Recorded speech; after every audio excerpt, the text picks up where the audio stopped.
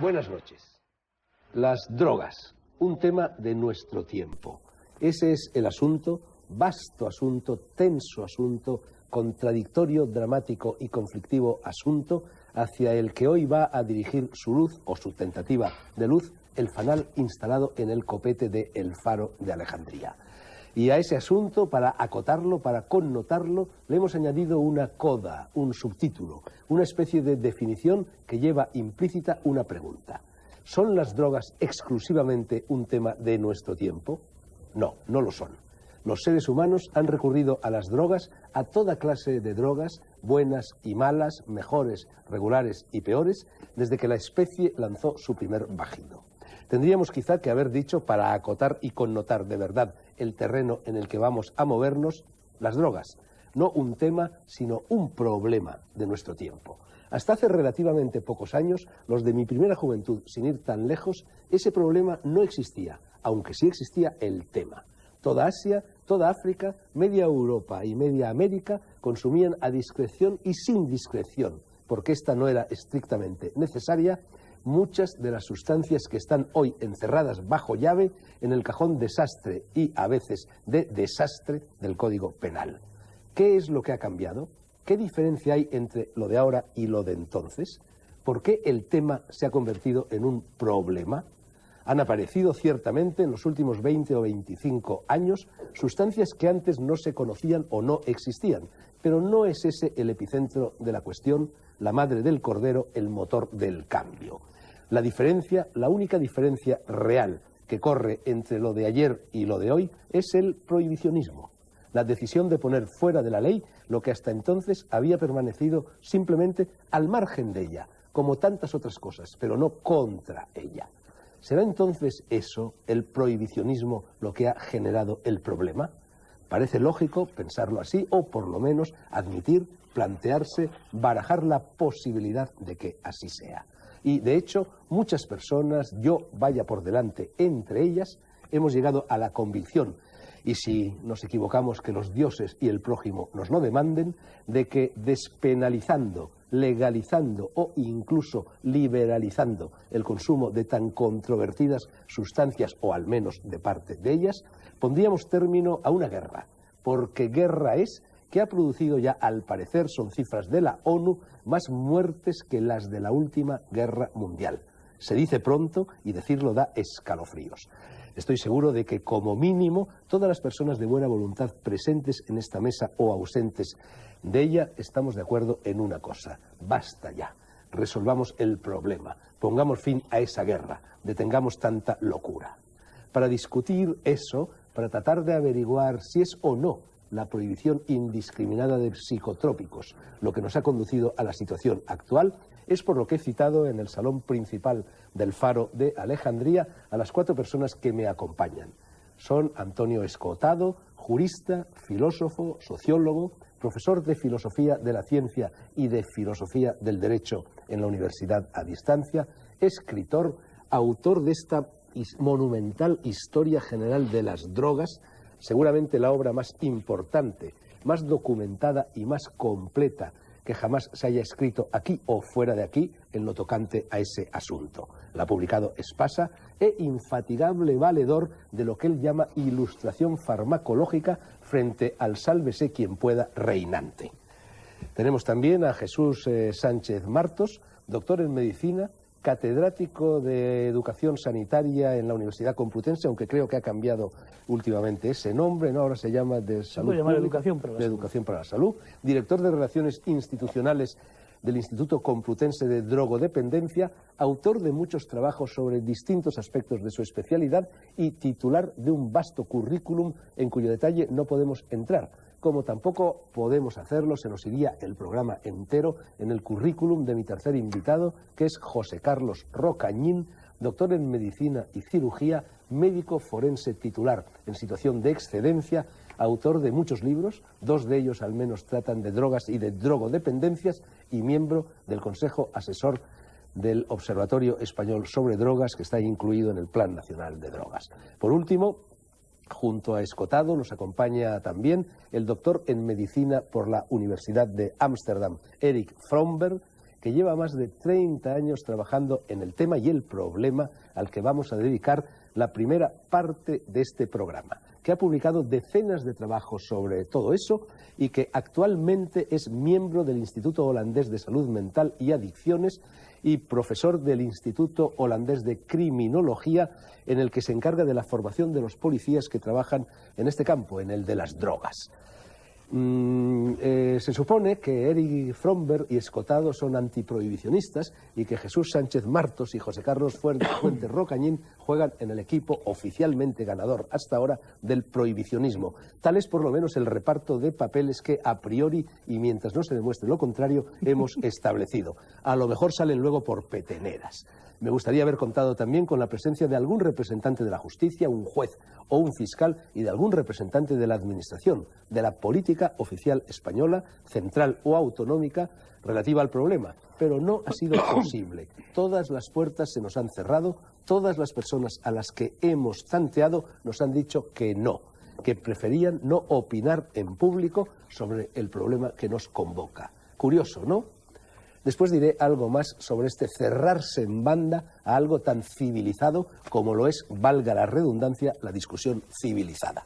Y una última advertencia antes de poner la pelota en juego. He dicho, y lo mantengo, no es nada nuevo, que yo pertenezco al equipo de los antiprohibicionistas. Pero añado que no estoy aquí como jugador, sino como árbitro, como moderador inter pares, como presentador del programa y que, por lo tanto, como mandan los cánones, seré o intentaré ser escrupulosamente neutral y dejaré colgadas mis convicciones al respecto en el perchero del vestíbulo de esta casa, que es la vuestra y la de todos ustedes, la de todas las personas agazapadas al otro lado de la pantalla. Sé que en muchos momentos del debate voy a tener que contenerme, que tascar el freno, pero el oficio es el oficio. Una primera tanda de preguntas y luego anchas Castilla.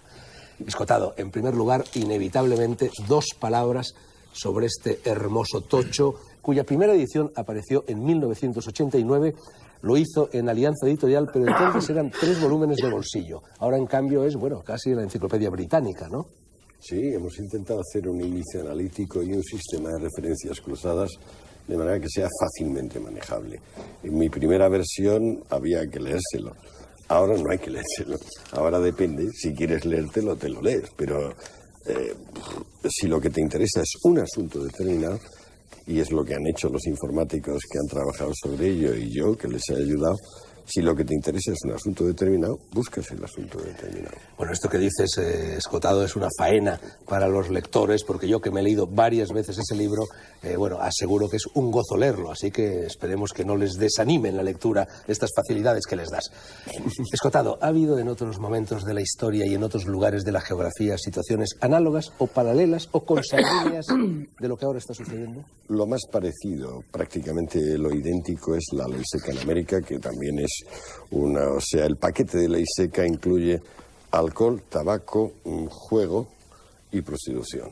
Ese es el paquete que se impone desde el año 13 al derogar, digamos, el impuesto que gravaba tabaco y alcohol. Se crea un nuevo impuesto que es el de la renta sobre las personas físicas, el income tax. O sea, empieza a pagarse clase política, porque ese impuesto, el impuesto directo, en realidad se destina a pagar clase política, porque se calcula que Estados Unidos va a perder entre 20 y 30 millones de dólares anuales por no gravar alcohol y tabaco. En algunos momentos de la historia y en algunos sitios de la geografía se ha llegado a prohibir incluso el chocolate como droga adictiva y peligrosa, ¿no? El chocolate, el café y el tabaco. El chocolate no ha llegado a tener pena de muerte, pero el café y el tabaco en Europa en el siglo XVIII y XIX han llegado a tener pena de muerte, y el tabaco en Oriente Medio, en Persia y en Turquía, pena de muerte y además con tortura previa, o sea, con desmembramiento de los individuos. Jesús Sánchez Martos, director del proyecto de investigación El reto de la libertad. Aquí tenemos un vídeo que recoge algunos de los aspectos de ese trabajo. Se trata de un proyecto patrocinado por la Unión Europea y destinado a la prevención de la drogodependencia en el medio escolar.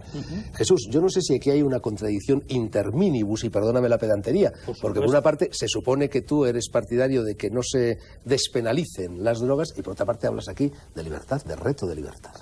Yo te agradezco además la pregunta, porque cuando nos presentabas decías muy bien que unos pertenecen a un equipo de los que están en contra de la prohibición y otros a favor de la prohibición, y entonces yo creo que debería ser expulsado por este árbitro neutral, o al menos sacarme la primera tarjeta amarilla, porque realmente estoy jugando con un balón que no es el que tú has puesto en juego. Yo quiero decir en principio que no soy en absoluto antiprohibicionista, jamás lo he sido, jamás he sido prohibicionista.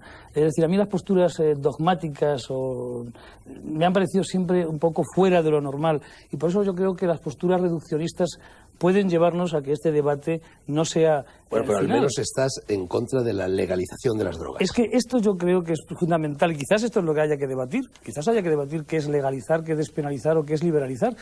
Si yo hubiera entrado en este estudio y hubiera visto un cartel que hubiera puesto prohibido fumar, te hubiera hecho un comentario y te hubiera dicho, mira, ¿por qué en vez de poner prohibido fumar no pones que aquel que fume piense en los demás que no fuman? Porque ahí es donde empiezan las libertades de las personas. Tú me preguntas, el reto de la libertad. Fíjate, el título lo puse, es un proyecto con la Unión Europea, como tú bien has dicho, y con Acción Familiar, que es quien tiene los derechos a los que se lo hemos dado, aquellos que hemos investigado en el tema, juntamente con Eduardo García Matilla. El reto de la libertad tiene este nombre precisamente, quizás por mi propia experiencia.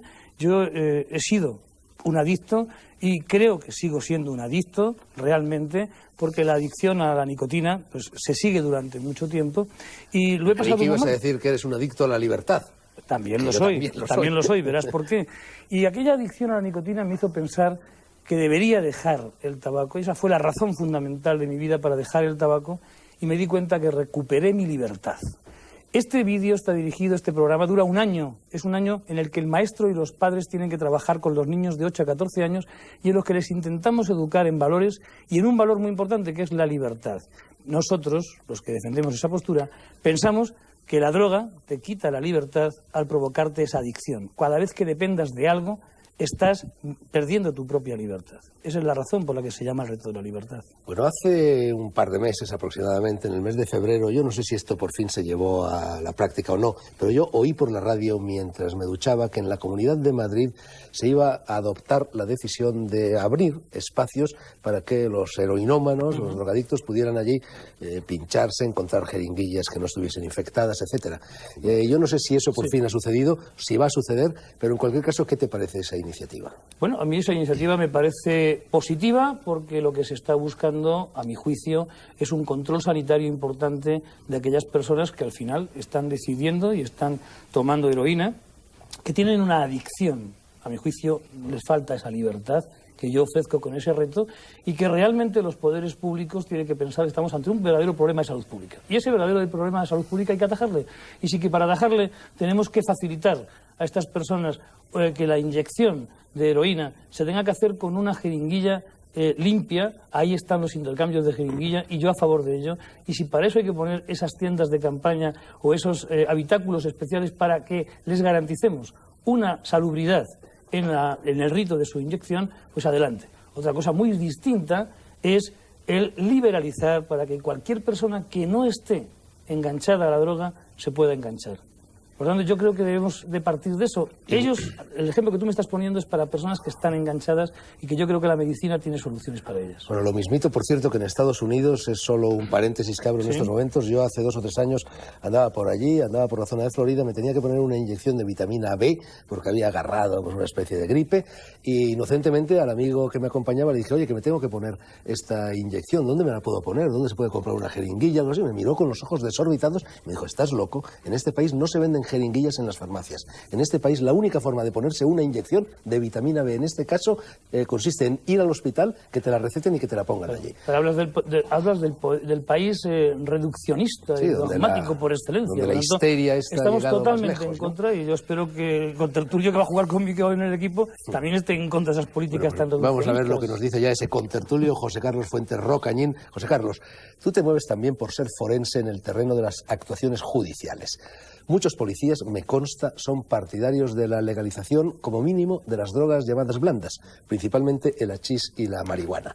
Puertas adentro de la magistratura, si es que lo sabes, ¿qué actitud predomina? ¿Qué es lo que se dice por lo vaginis? Yo soy forense en excedencia, con lo cual hace un tiempo que dejé de pertenecer al cuerpo y de codearme con sus señorías. Bueno, pero el problema ya existía existía entonces, y puedo decir que hay opiniones para todos los gustos. Los jueces, al fin y al cabo, el Poder Judicial está compuesto por personas y las personas tienen opiniones muy dispares, ¿no? Pero es verdad que hay a veces una cierta hipocresía y sus señorías, el Poder Judicial defiende oficialmente una postura y luego, sotto voce, hacen otros planteamientos que a veces les cuesta reconocer públicamente, claro.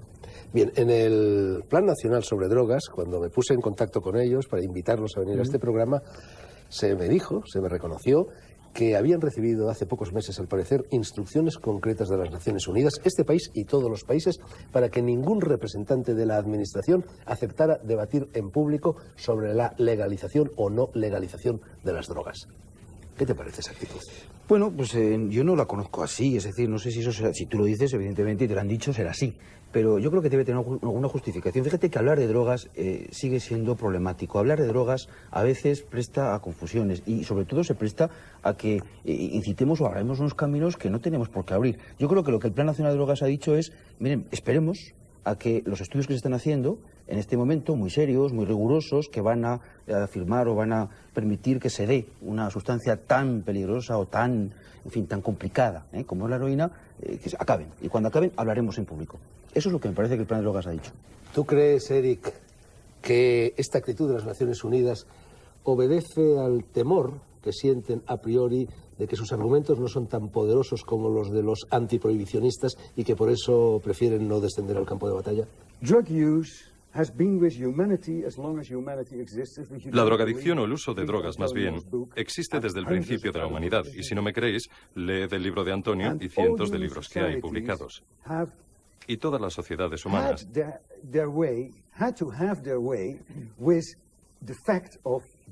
han tenido que adaptarse al uso de estos fármacos, de estas drogas psicotrópicas. Todas esas sociedades han creado reglas, normas sobre las drogas. A veces normativa legal, otras veces normas sociales, de tipo social. En mi país, por ejemplo, la gente dice que no se debe beber antes de las 5 de la tarde.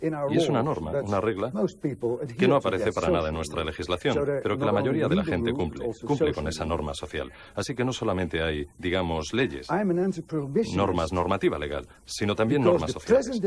Yo soy antiprohibicionista, porque la regla actual es que no se deben utilizar las drogas nunca. Y me parece que es una locura, teniendo en cuenta que es un fenómeno que lleva existiendo desde el principio de la humanidad.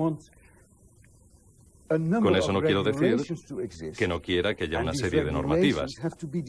Y esas normativas, esos reglamentos, dependerán o tendrán que depender de la situación sociocultural de cada país o de cada lugar. Con eso tampoco quiero decir que los países no tengan derecho a prohibir el uso de ciertas sustancias, teniendo en cuenta su situación. Pero yo soy antiprohibicionista porque creo que esa regla de decir no, impuesta por Estados Unidos a todo el mundo, me parece que es una locura. Me parece que es una locura decir no sin más. Una auténtica locura. Es como lo de quemar a las brujas. Una locura. Necesitamos un sistema en el que el uso de las drogas se pueda regular, pero en el que el uso de las drogas, per se, sea legal. Que se considere a los ciudadanos como personas responsables. Y si se comportan de una forma irresponsable, por el uso de las drogas, por haber consumido una droga, no se les lleve a detener por haber empleado drogas, sino por un comportamiento irresponsable. El alcohol evidentemente es legal, pero ¿no estáis de acuerdo en que un conductor bebido debe ser detenido incluso antes de que empiece a conducir? Así que yo creo que las normas, las leyes, para regular el uso de las drogas, son algo necesario, pero la prohibición per se no nos permite desarrollar, establecer reglas, porque continuamente se introducen nuevas sustancias. O sea que yo soy un antiprohibicionista y quiero legalizar las drogas. Quiero que se legalicen. Quiero que se pueda regular el uso de las drogas. Porque por lo que hemos estado comentando esta mañana y esta tarde, doy por sentado que todos estamos de acuerdo en que realmente el comercio de drogas hoy es totalmente libre, es que la prohibición no tiene nada que ver con la normativa. Y de una forma u otra, lo que necesitamos son normas, normativa. ¿Qué tipo de normativa? Pues dependerán de la situación local.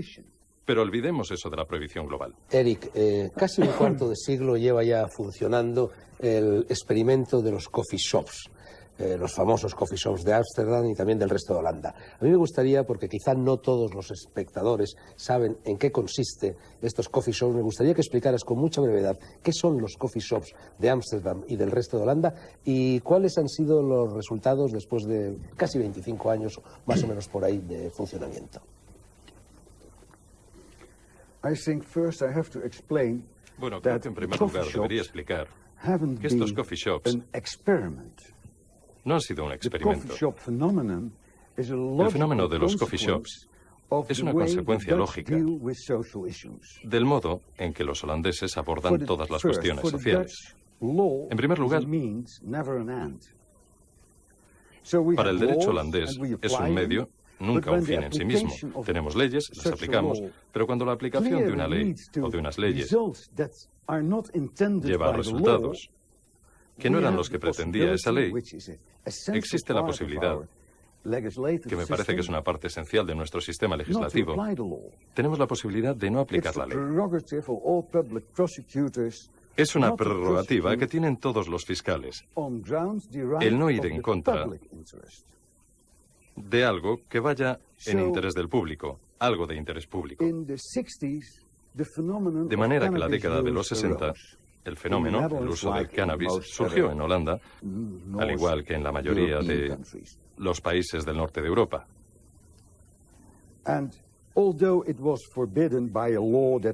Y a pesar de que había una ley que prohibía el uso de cannabis, que bueno, fue una regla que aceptamos por el Tratado de Versalles al final de la guerra y que nadie pensaba que fuera importante para Holanda en aquella época, de pronto la gente empezó a fumar porros. Y bueno, pues la gente iba en contra de la ley. Pero vamos, se dieron cuenta, la gente empezó a decir, esas son una serie de fármacos y de drogas que son malos para la salud y que alteran. Bien, pues las cosas estuvieron así hasta que hubo un debate. Lo que hacen los holandeses cuando debaten algo es crear una comisión estatal. Y durante muchos años yo siempre he preguntado por qué hacen los holandeses lo que les aconseja una comisión. Es como las comisiones, el Hafer en Estados Unidos, otras en Gran Bretaña, otras en Canadá, que más o menos daban el mismo tipo de consejo, pero lo tiraban luego por la borda, no les hacían caso. Pero en Holanda, nuestro gobierno dijo, vale, muy bien. Si ustedes piensan que esta es la mejor manera de abordar ese tema,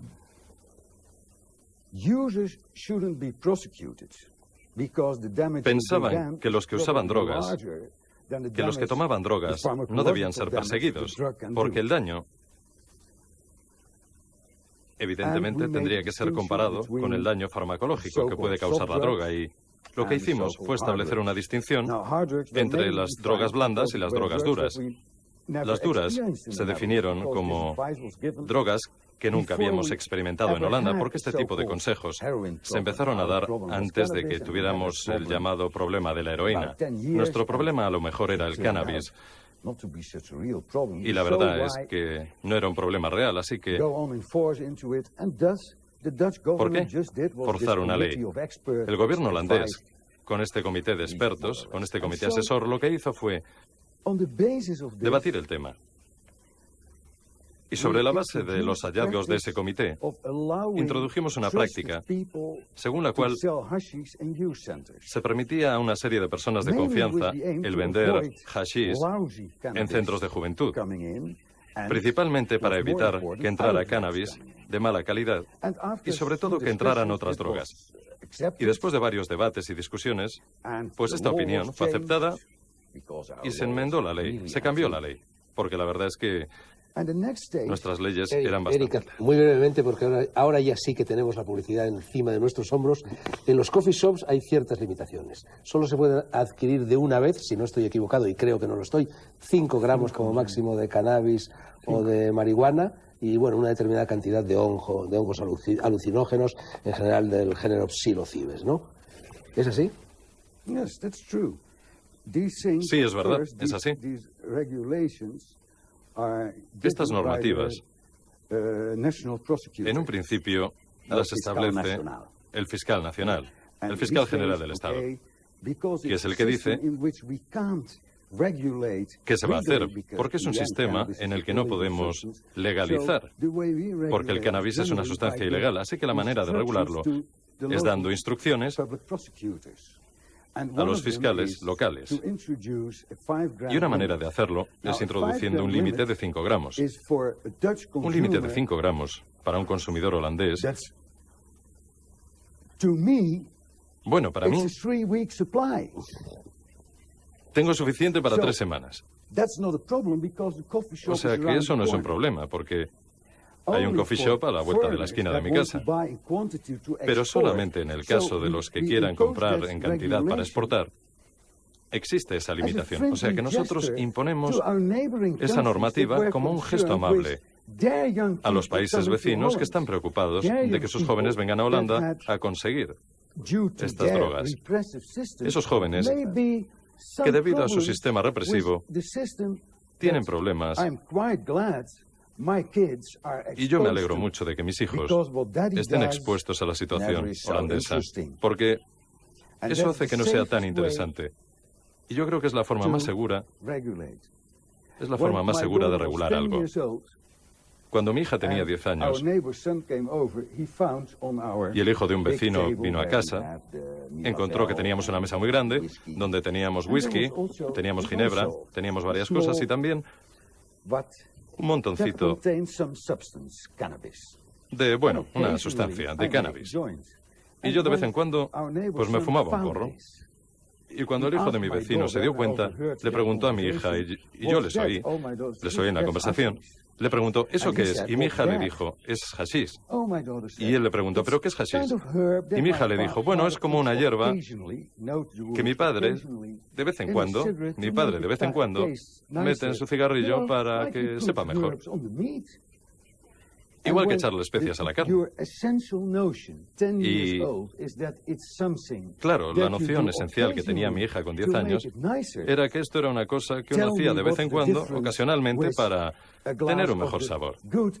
Así que decidme qué diferencia hay con la diferencia de un buen Ardanza, de un buen tinto Ardanza, como el que hemos tomado en el almuerzo. Así que para mí eso es educar. Cuando papá lo hace, no puede ser tan interesante, ¿verdad? No crea tanto atractivo, ¿no? Durante la pubertad, eso es muy importante. Pero ha sido ilustrativo. No, es que además me va a resultar casi imposible cortarle a Eric Fromberg porque en inglés no sé cómo se corta. En cualquier caso, ahora la publicidad, ¿eh?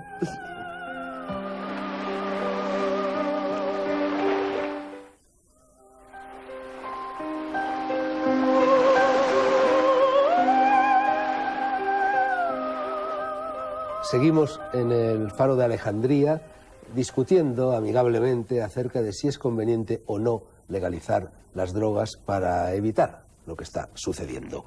Tenemos con nosotros a Antonio Escotado, a Eric Fromberg, a Jesús Sánchez Martos y a José Carlos Fuentes Rocañín.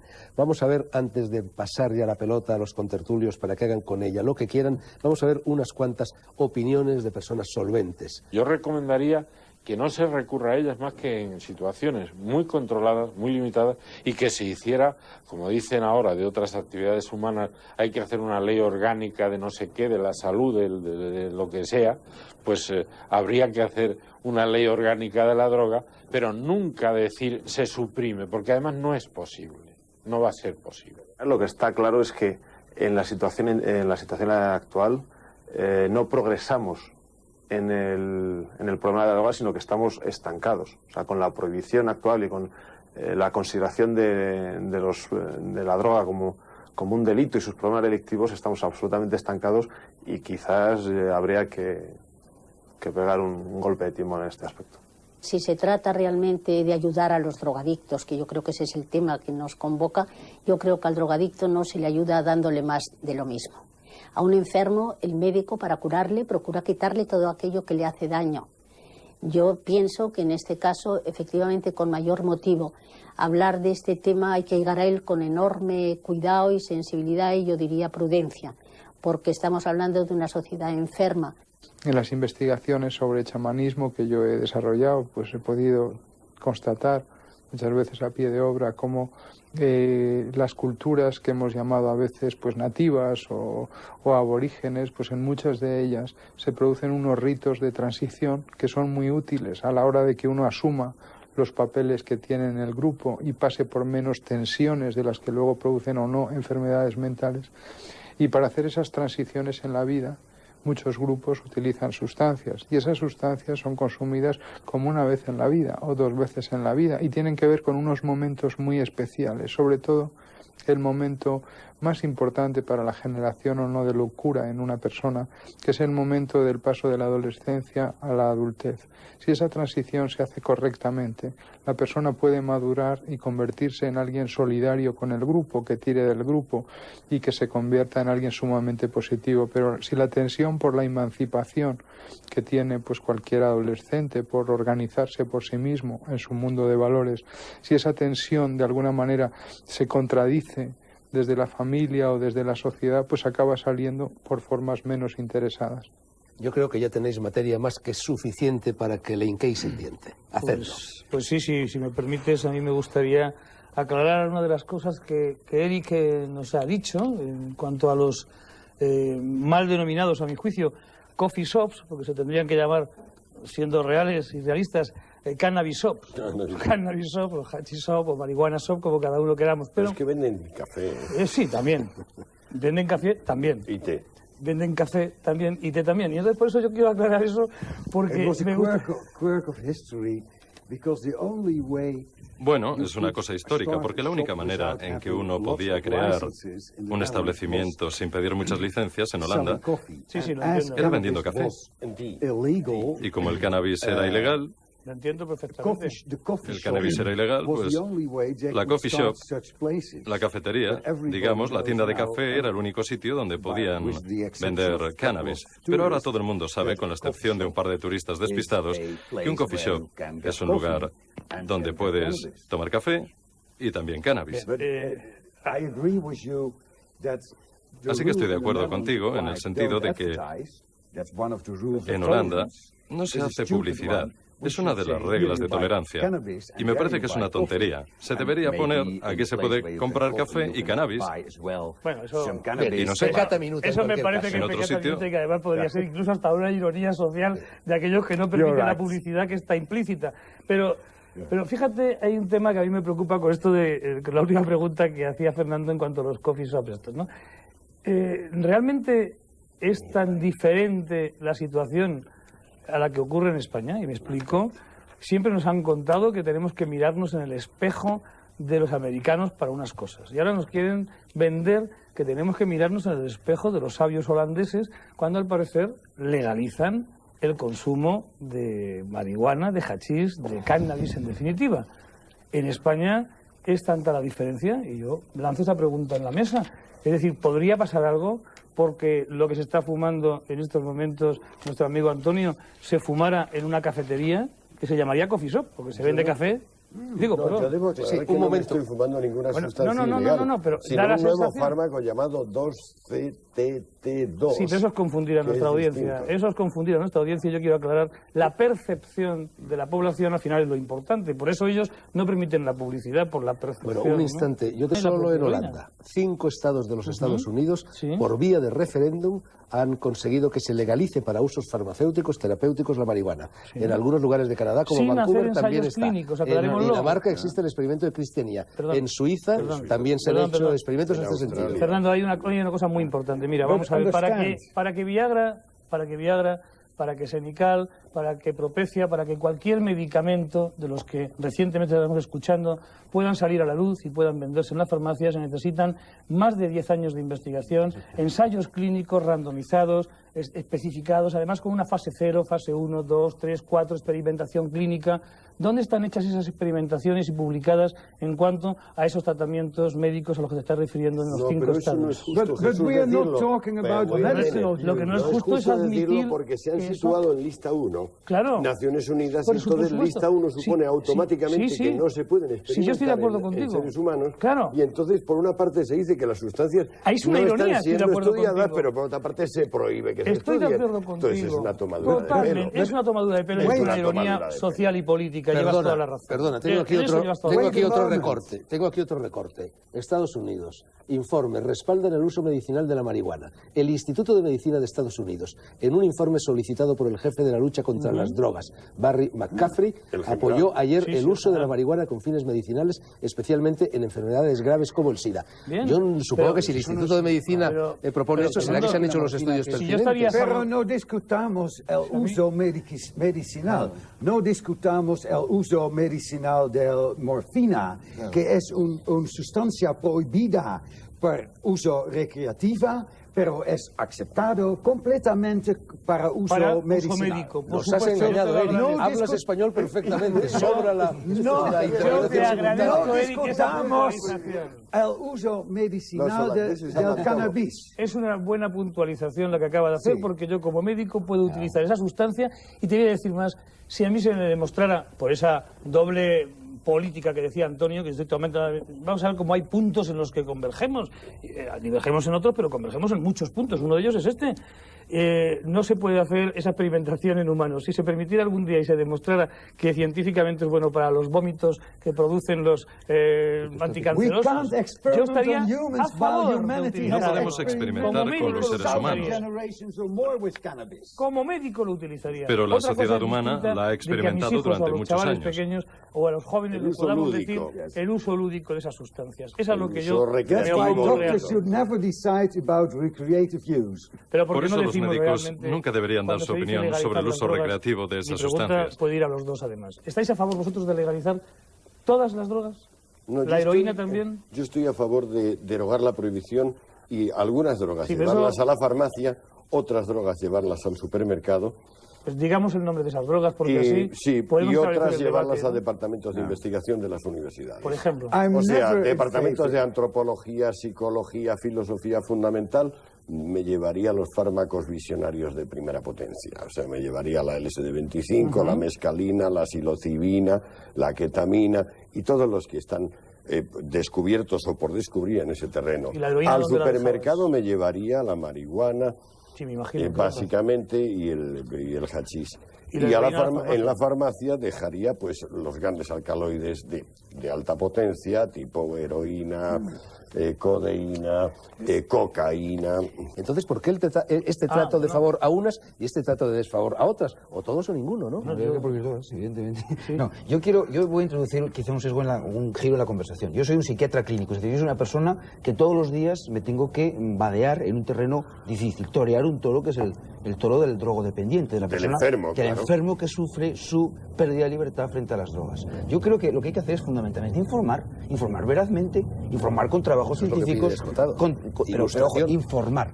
Informar no es deformar la realidad, ¿eh? Yo estoy absolutamente de acuerdo que el alcohol es una sustancia, es una droga mal llamadas, decimos, duras blandas, una droga dura, muy dura.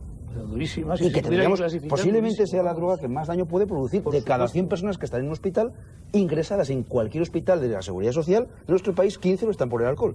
Esto creo que es un dato importante. Y 25 en los servicios de medicina interna. Pero legalizar el alcohol no ha conducido al fin del mundo. No, pero lo que está conduciendo es a que tengamos un montón de problemas derivados de la consumo de alcohol. Con matices, ¿no? Sí, y si se prohíbe, como sucedió en la ley seca que antes citaba Escotado, los resultados son todavía peores. Que desapareció la cirrosis hepática, desapareció la cirrosis hepática en los Estados Unidos. Ahí había por ejemplo, desde un punto de vista estrictamente médico, disminuyó de una forma notable, muy notable. Lo que pasa es que habría que matizar. Me parece que usted, como psiquiatra clínico, usted está en una situación... Bueno, imagínese lo siguiente. Imagínese un marciano, alguien que vive en Marte, que no sabe nada del mundo y que ha oído hablar sobre el uso de los coches. Y viene a la Tierra y no sabe nada de la Tierra. Y entonces me pregunta a mí, ¿cuál es el efecto de los coches, de la conducción de coches? Imagínese, yo le podría llevar a un departamento de traumatología de un gran hospital y le podría mostrar un montón de pacientes colgando en la cama, y le podría decir, este es el efecto de la conducción de coches. Esa es la postura que usted está adoptando. Y esta mañana, cuando empezamos a hablar del tema, lo admitió. Usted dijo que tiene una experiencia muy sesgada. Muy sesgada. Usted analiza el departamento traumatológico, en cierto modo, del consumo de drogas. Pero por otra parte, digamos que vamos al Salón del Automóvil en París, donde vemos esos coches maravillosos, con chicas guapísimas, y vemos a los hombres que se les cae la baba. Pues eso evidentemente da también una impresión muy falsa de lo que es tener o conducir un coche.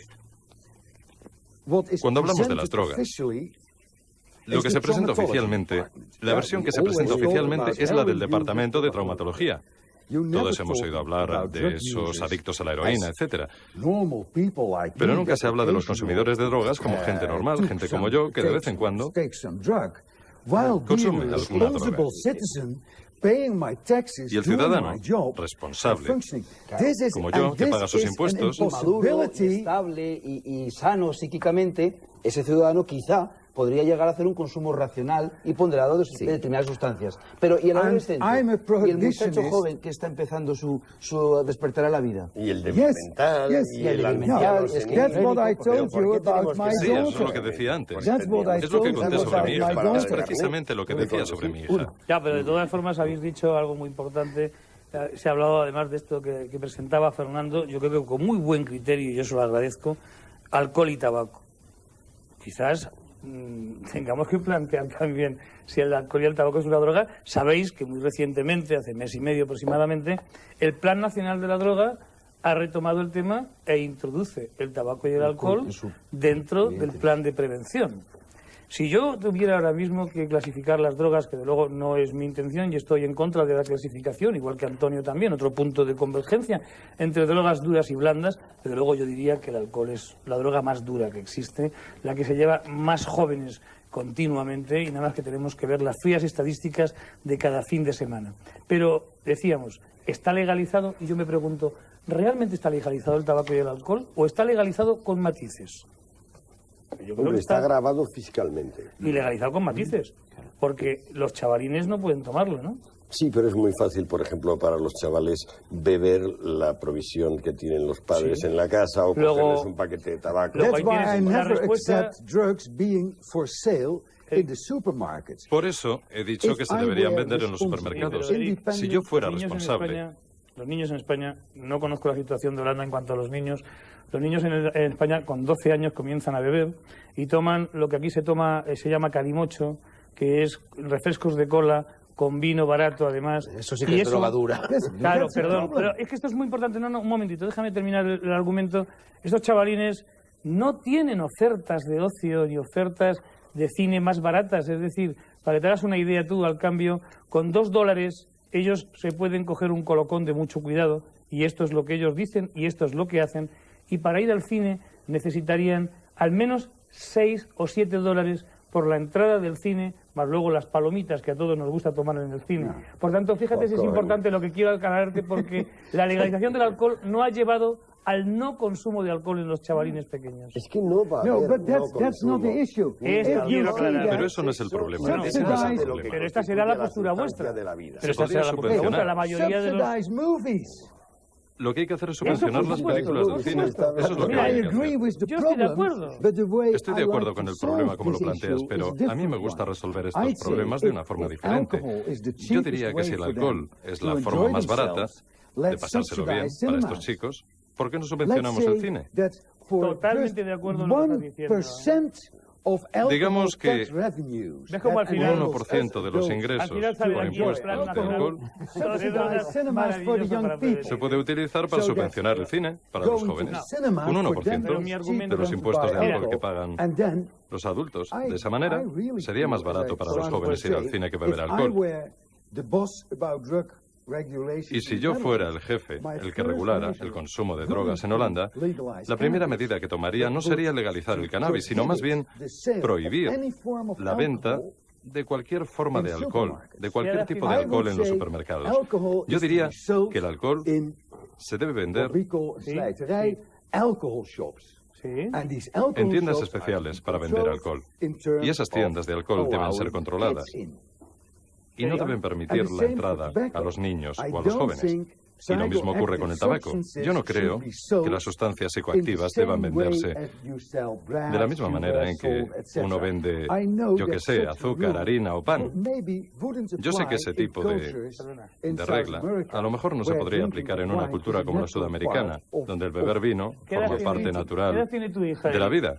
Y se toma cuando... ¿Qué nos contabas antes? 24 now. Bueno, ahora cuando tenía la edad que a la que contaba a su amiga que era eso y era hierba y mi padre lo toma de vez en cuando para cambiarle el sabor del cigarrillo y decías que esa es la educación y la formación, ¿no será que los niños también están consumiendo el alcohol y el tabaco? Las estadísticas aquí, igual que en el resto de Europa, están entre los 11,8 y 12,2 años, dependiendo de en qué país. Digo, ¿no será eso lo que está provocando que los niños estén consumiendo? El ejemplo de que los padres estamos consumiendo alcohol continuamente, el alcohol es un rito social, igual podría ocurrir con el cannabis. Bien, mi pregunta es muy sencilla. ¿Habéis legalizado el consumo del cannabis? ¿Qué ha ocurrido? ¿Cuáles han sido los beneficios? Digo porque si queremos intentar copiar esa estrategia aquí, igual que en cualquier otro país, estamos hablando de los beneficios de legalizarlo.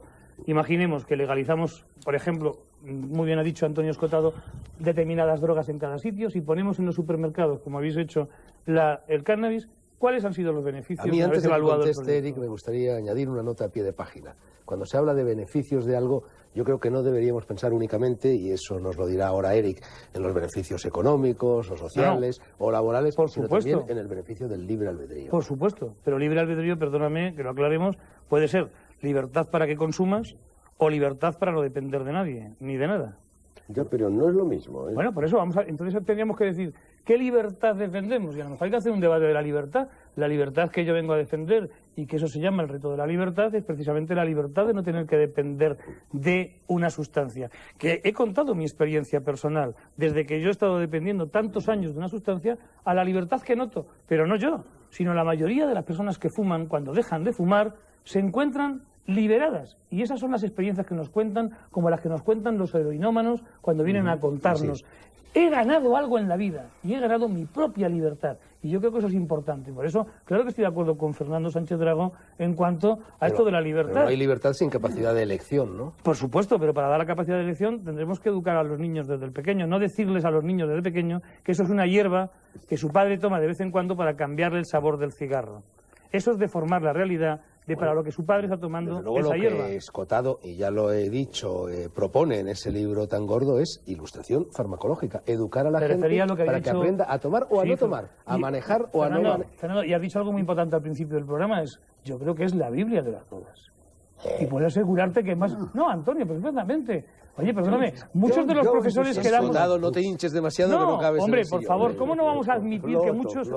Pero ¿cómo no podemos admitir que muchos de los profesores que damos clases de drogas no venimos a estudiar o a leer las referencias de esta obra? Sería injusto admitirlo, y te vuelvo a decir que yo no estoy a favor de ninguna postura reduccionista ni dogmática. Pero otra cosa es el ejemplo que contaba Eric con su niña, en la que yo creo que eso es deformar esa información que yo defiendo con los niños. A los niños hay que decirles la verdad de la verdad. Hemos pasado aquella etapa en la que no había que decirles a los niños que los pegamentos eran unos hilarantes por si acaso los tomaban, o que la acetona de las uñas era un hilarante por si acaso el niño se drogaba. Al niño hay que darle la información, igual que hay que decirle dónde está el botiquín de urgencia en casa. Y otra cosa es que el niño sepa utilizar ese botiquín en el caso de una urgencia y después tenga la libertad, cuando tenga su desarrollo intelectual, para decidir si consume o no consume. Pero date cuenta, hablando del tabaco, hablando de la adicción, a mí me gusta fumar, como habrás podido observar. Y a ti te sorprendió pero a mí nadie me preguntó. Cuando en la cena te pregunté si podía fumar, si te importaba que fumara. Porque aunque me puedas definir como adicto, yo soy perfectamente capaz de preguntar si molesta a los demás que fumen. Y si me hubieras dicho, preferimos que no fumes, pues no hubiera fumado y no hubiera tenido ningún problema. Exactamente esa es la diferencia. Respetando las libertades de los demás, y yo te lo agradezco. Por eso decía que si yo hubiera visto aquí prohibido fumar, no hubiera parecido correcto. No, la prohibición no respeta nada. La prohibición no respeta nada ni a nadie. Y siempre me estáis preguntando que hable de las ventajas, de los beneficios de la legalización. ¿Y por qué no hablamos de las desventajas y del daño? El daño enorme que se causa a cientos de miles de personas y a toda la sociedad cuando se establecen estas reglas. Esta normativa tan estúpida como es una prohibición general. Si estamos de acuerdo que la prohibición general como medida es una estupidez, en ese modo podremos ya a nivel local elaborar una serie de reglas que incluyan ciertas prohibiciones que habría que aplicar en ciertas situaciones. No es justo, Eric.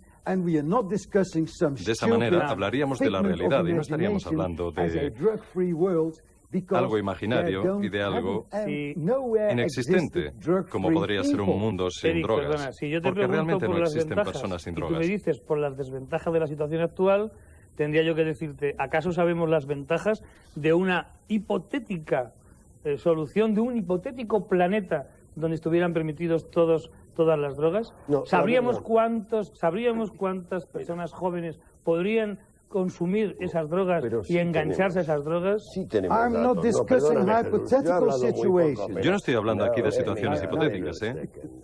Sí sabemos un par de cosas en materia de drogas. Una, que de cada 16 personas aproximadamente que toman un fármaco ilegal, solo una comparece ante un psiquiatra o un servicio de atención social. Es decir, que afortunadamente una abrumadora proporción de seres humanos, a pesar de las condiciones tan desagradables del mercado negro, donde nadie sabe lo que está tomando, donde le pueden a uno dar gato por liebre, donde se pagan tremendos precios, donde hay que estar en contacto con ambientes criminales, a pesar de eso, una abrumadora proporción de los seres humanos pasa su experiencia de consumir una droga ilegal sin pedir ayuda de nadie y enriqueciéndose espiritualmente con ello. Esto no podemos olvidarlo. Vosotros dos vivís de tratar a personas que no saben, afortunadamente, 1 de cada 16. Yo hablo en nombre de los otros 15. Esto es fundamental.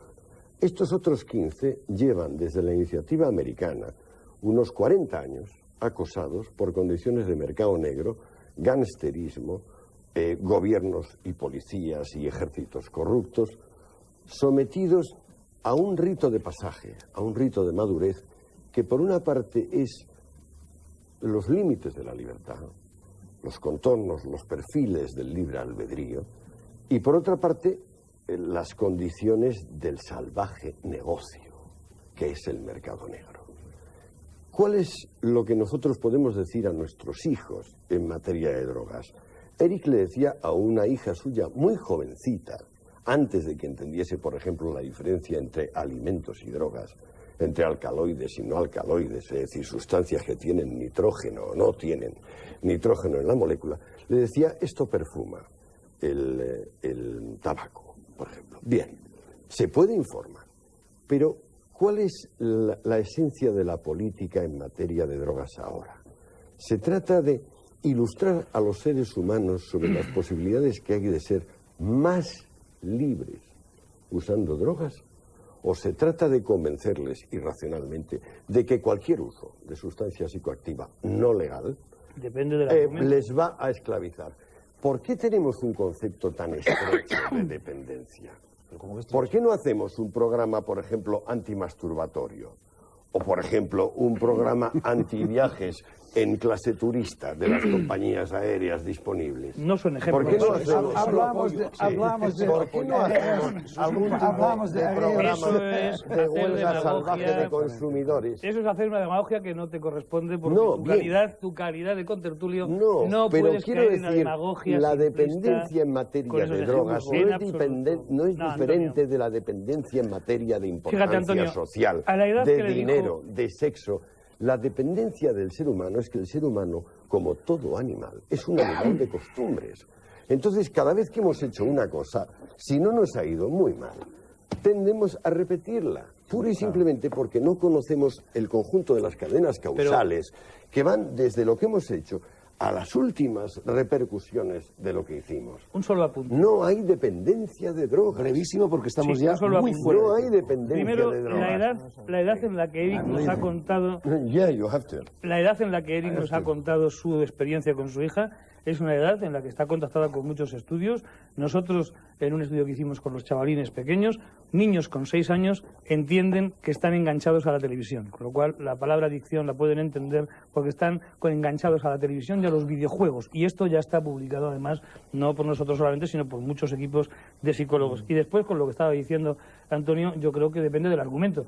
Es decir, mi argumento, el argumento que yo defiendo aquí en esta mesa, es el argumento de la salud de cada persona. Pero desde luego no vas a prohibir las barajas, no vas a prohibir la ruleta, porque hay ludópatas. Es antinatural debatir sobre sustancias que está demostrado que provocan alteraciones en el organismo, como es la heroína. Por favor, perdonad que os interrumpa.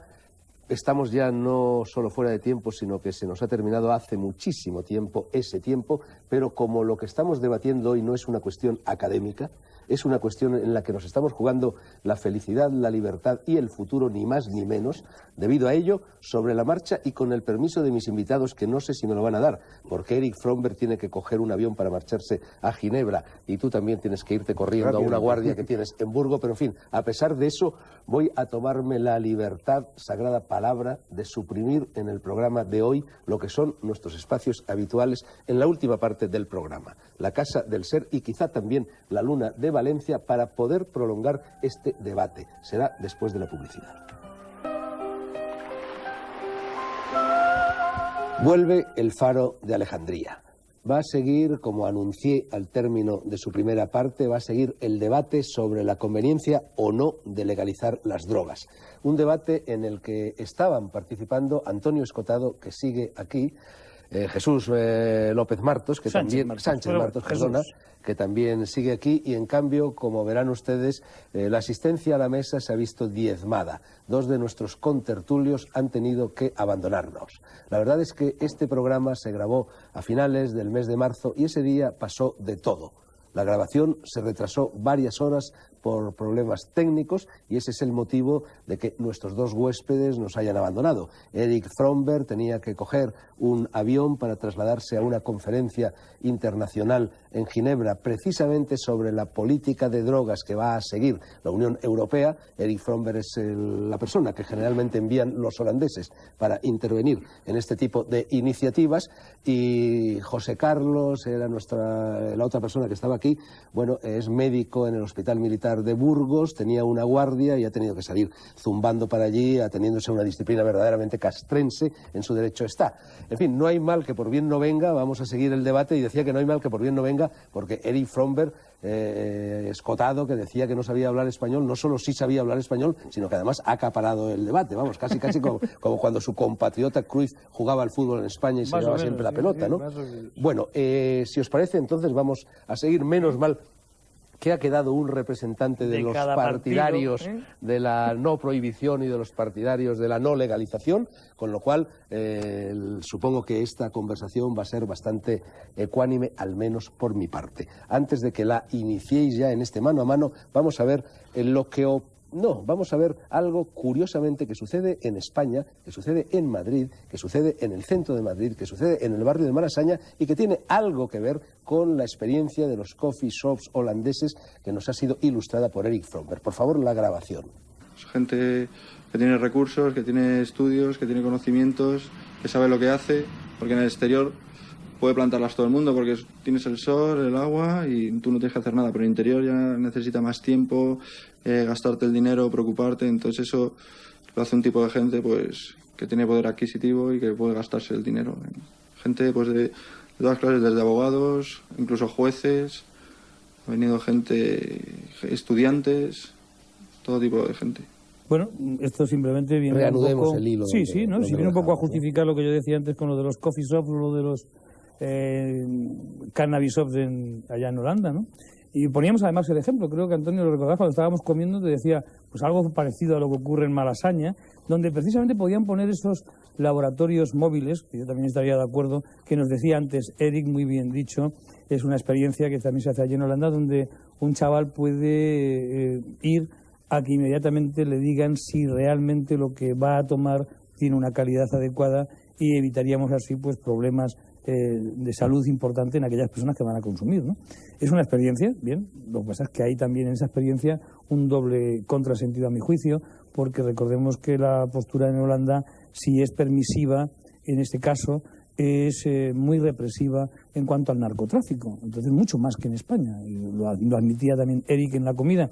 Y el hecho de que un chaval pueda ir con esa sustancia a ese laboratorio móvil a que te digan qué tal está, qué tal calidad tiene, lo que hace, por supuesto, al gobierno es controlar las zonas donde se está vendiendo y donde posiblemente se pueda estar traficando, ya no a un nivel bajo, que quizás hacen más la vista gorda, sino a un nivel mucho más importante. Y yo creo que Antonio pues también está en esa línea. Esa es la transición, digamos, de la política de prohibición pura, que se ha estado vigente en los últimos 30, 40 años, al cambio que ahora, incluso en Estados Unidos, incluso en Naciones Unidas, que es el foco de los halcones hiperprohibicionistas, se llama de reducción del daño. O sea, ya no se trata tanto de mantener una política tipo de queremos un planeta libre de drogas, aunque lo diga Pino Arlaki, que es el director de las agencias sobre drogas de Naciones Unidas, pero este es un hombre que, pues, no sé, es un poco penoso decirlo aquí públicamente, pero Arlaki ya se ve en su apellido, sus conexiones con las gentes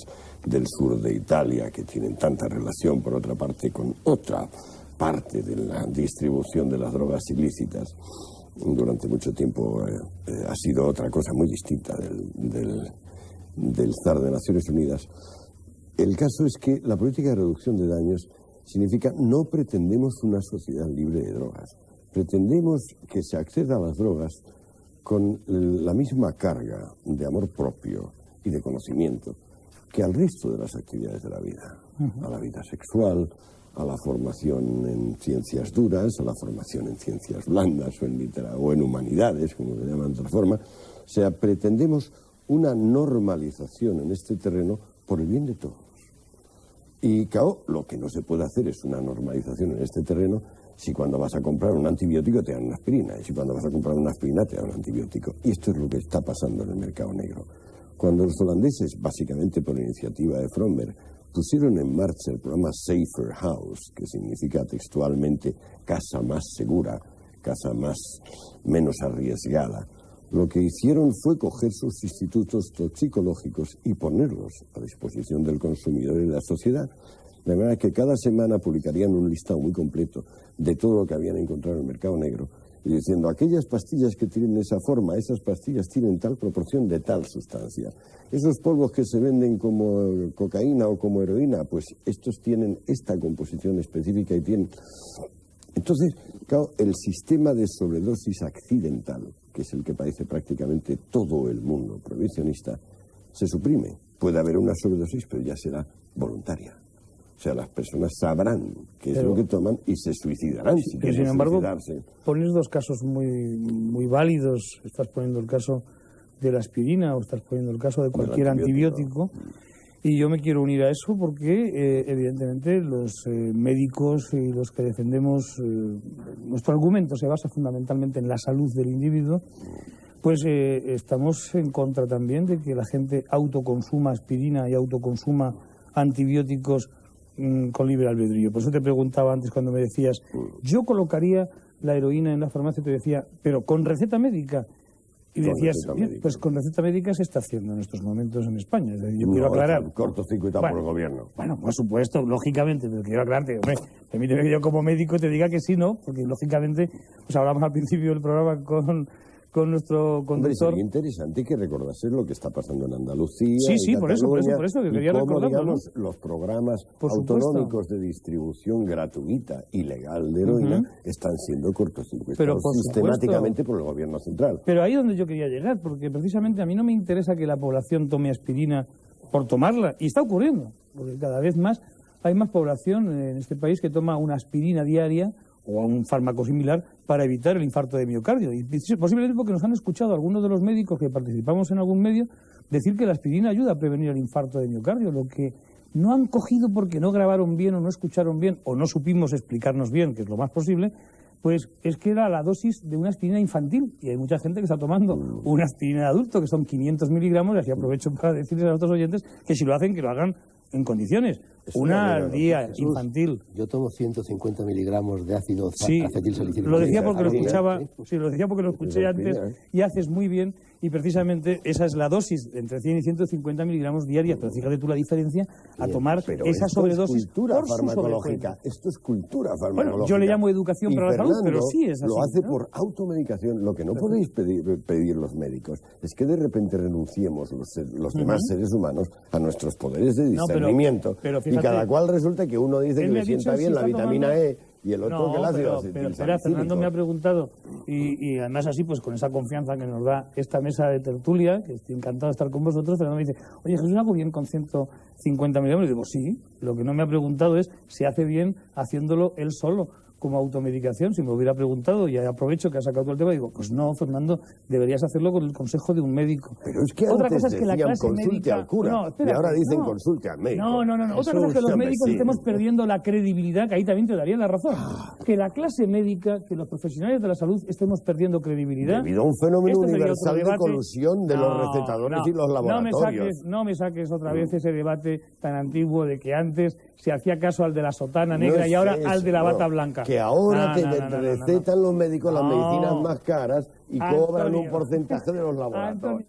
Hay policías específicas destinadas a levantar este fraude en todo el mundo. Permíteme que en la comida te recordaba que esa postura de que la sotana antes y ahora la bata blanca es tan antigua como yo también te podría decir. Hace 50 años, 70 años, cuando una persona tenía una pulmonía, lo que ahora ya sabemos que es una neumonía, pues iba el cura, el de la bata negra, el de la sotana, a dar la extremaunción.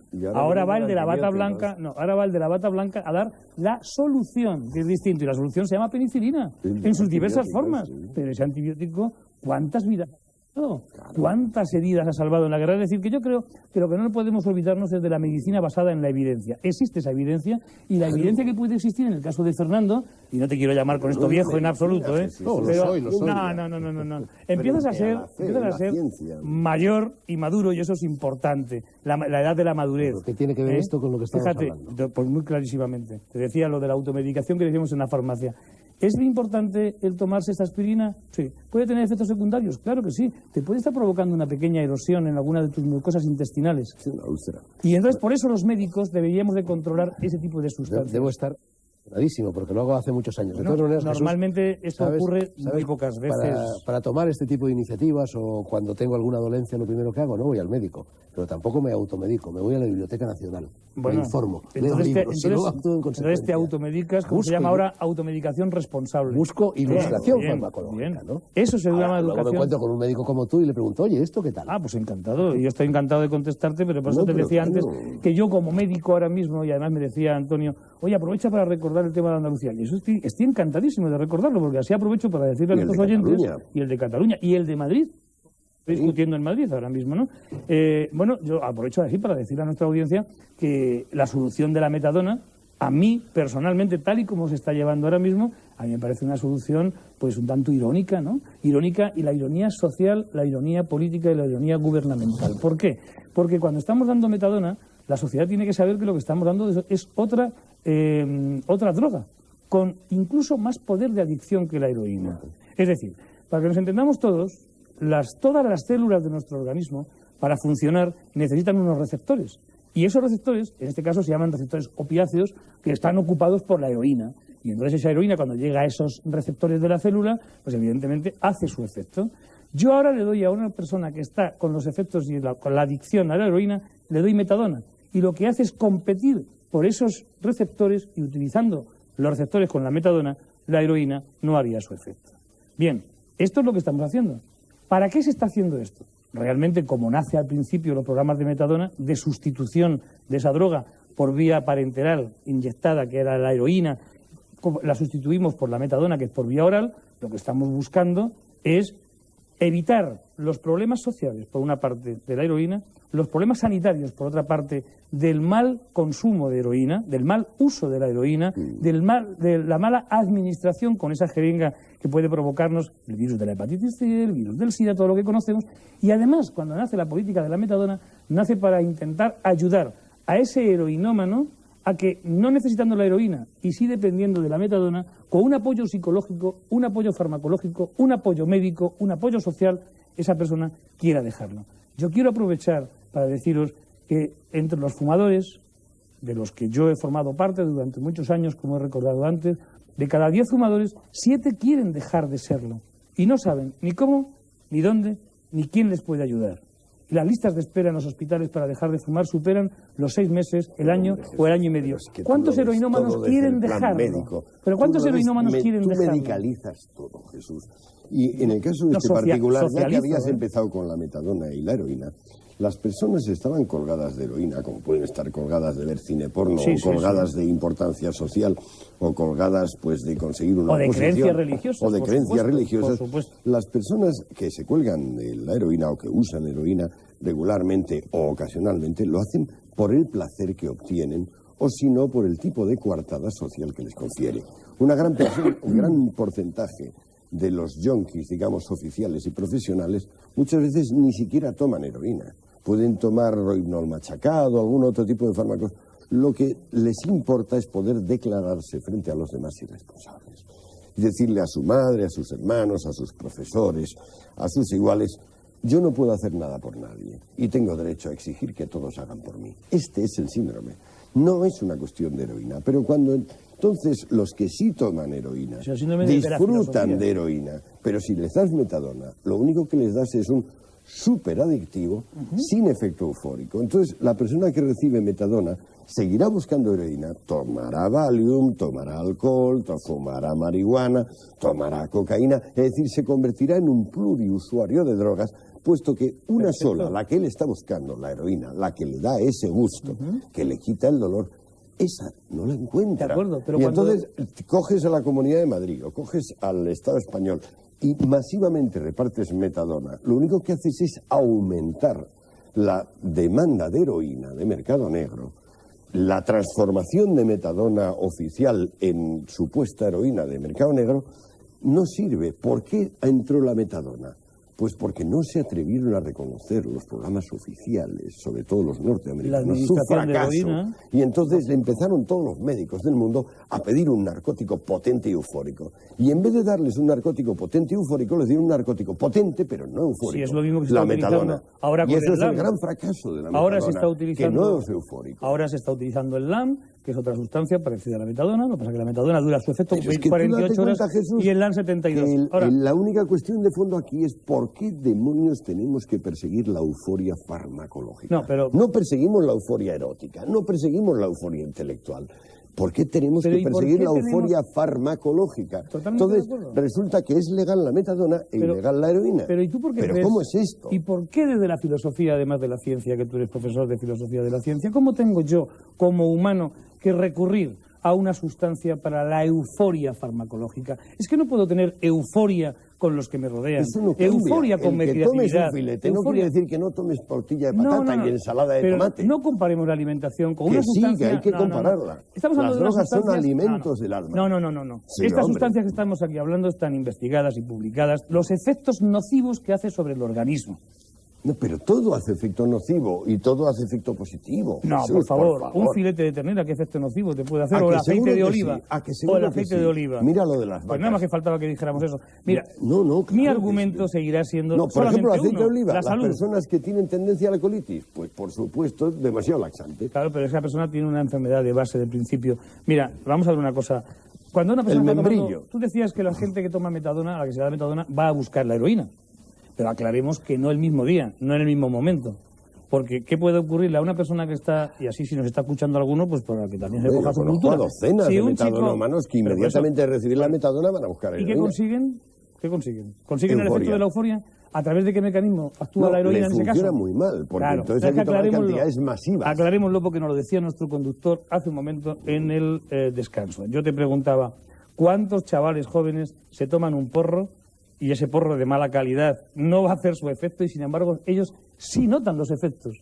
Y porque me decía, es coreográfico. No, me decía él, el efecto placebo. Claro que es el efecto placebo. Es coreográfico. Fíjate que ese heroinómano... Pero eso vale también para la penicilina. Claro, por supuesto. Para cualquier sustancia. Claro, y para la heroína, como te estoy diciendo. Y yo intento demostrar que aquella persona que toma metadona y que se administra heroína en aquel momento buscando el efecto euforizante no lo encuentra. No lo puede encontrar. porque la heroína tiene ocupados sus receptores por la metadona.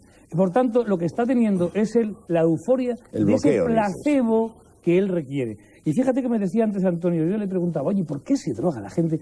¿Por qué toma la heroína si realmente, como él también me decía, después de tomar 10 veces heroína, después de pincharte 10 veces heroína, sigues notando la angustia, la ansiedad, las ganas de vomitar, te encuentras mal? 20 administraciones hacen falta para no padecer un mal rollo. Os recuerdo que no estamos hablando de lo que producen o dejan de producir las drogas, o al menos no era esa. Claro. Pero dependiendo de eso hay si que... conviene legalizar o no. Yo te quiero hacer una pregunta, mejor dicho dos. Sí, dime. Una cuerda, ¿sirve para sacar de un pozo a un hombre que se haya caído en él? Y ¿Sí como o no? ¿Sí o no? Pero perdón, y como la segunda parte es, si sirve para estrangular, sí a las dos. Entonces prohibimos las cuerdas. Sí a las dos, no, en absoluto. Dependerá del uso que le demos a la cuerda, por favor, ¿no? no me utilicéis esos ejemplos, ¿Por ¿no? qué Porque no? al final el árbitro va a ser casero.